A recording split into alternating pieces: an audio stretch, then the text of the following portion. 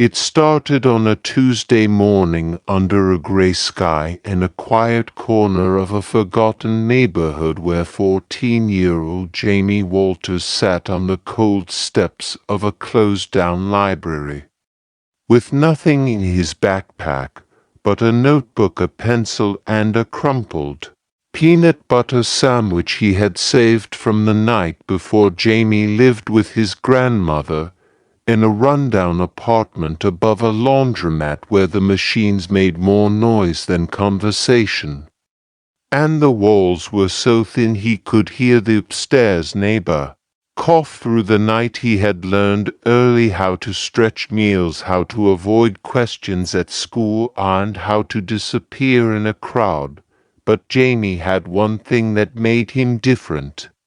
He noticed things like how the man at the corner store always gave one extra piece of gum to the kids who said thank you, or how the old woman with the shopping cart talked to birds and they seemed to listen. On this particular morning, Jamie noticed something else across the street near the trash bins of the abandoned post office, something metallic, something glowing faintly like a dying star, and curiosity got the better of him. He walked over cautiously, half expecting it to be another piece of broken junk, until he realized it was moving, not a lot, just enough to suggest it was still functioning barely. It was a machine, but unlike anything Jamie had seen before. Not a trash robot, not a delivery bot, not one of the city maintenance drones. It was shaped like a small cylinder with arms like folded wings, and a cracked screen for a face glowing a dim soft blue. It was lying on its side in the dirt, half buried, like it had been thrown away or forgotten. Jamie knelt beside it and brushed off some grime. The machine made a faint sound like a sigh, and its screen flickered, showing a word: low battery. Jamie looked around. No one else was there. No grown-ups, no tech workers, no agents, just him and this strange little machine that looked as tired as he felt. He sat beside it, and sure of what to do, so he did what he would do if it were a person. He talked to it. "Hey, you all right?" he asked, not expecting an answer. The screen flickered again and showed another word: hungry. Jamie blinked. He pulled out the only thing he had, the sandwich. He hesitated, because it was his last meal for the day, but something about the way the machine lay there, weak and alone, reminded him of his grandmother after her surgery, small and quiet, and waiting for someone to care. Jamie tore the sandwich in half and placed one part in front of the bot. He knew it could not eat, but he offered it anyway, because sometimes the offering is more important than the receiving. The bot made a soft chime, and a port opened, revealing a power socket. It was not food it needed, it was energy. Jamie understood and looked around the empty alley as if a miracle battery might appear. For the next hour Jamie sat with the bot, drawing sketches in his notebook and talking to it like a friend. He told it about the library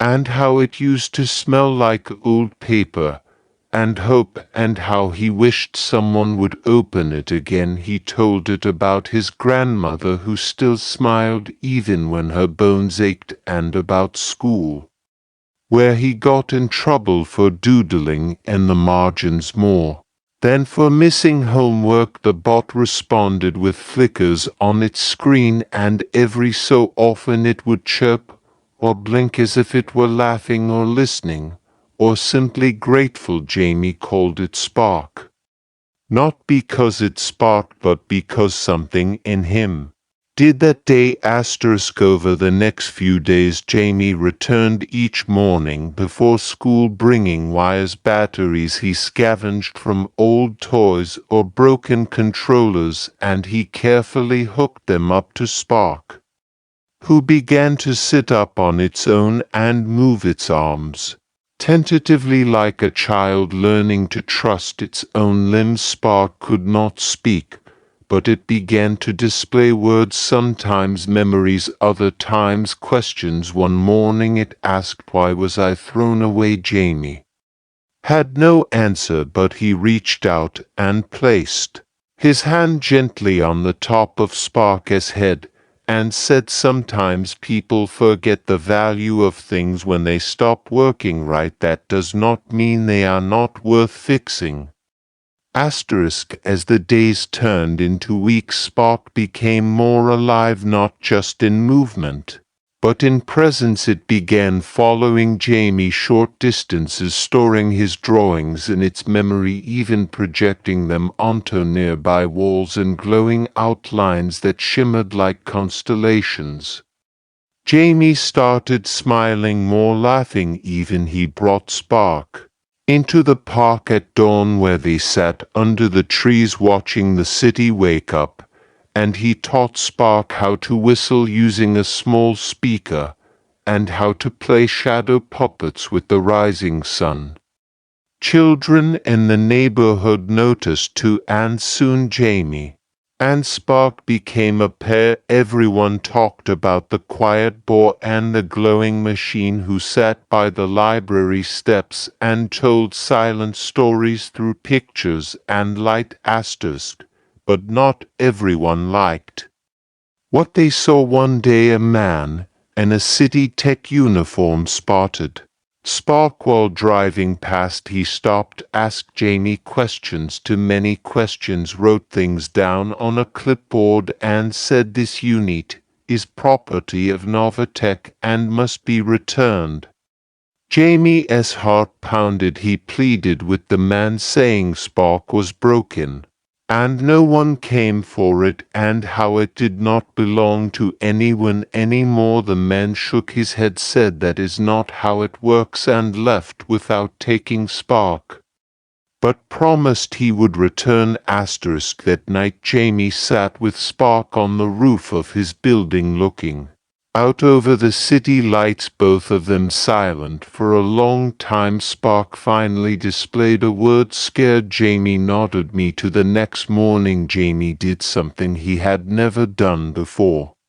He skipped school and rode the train across the city with Spark in his backpack, looking for someone who could help. He visited repair shops, asked street engineers, even stopped a tech drone to ask where Spark came from, but no one knew and no one cared.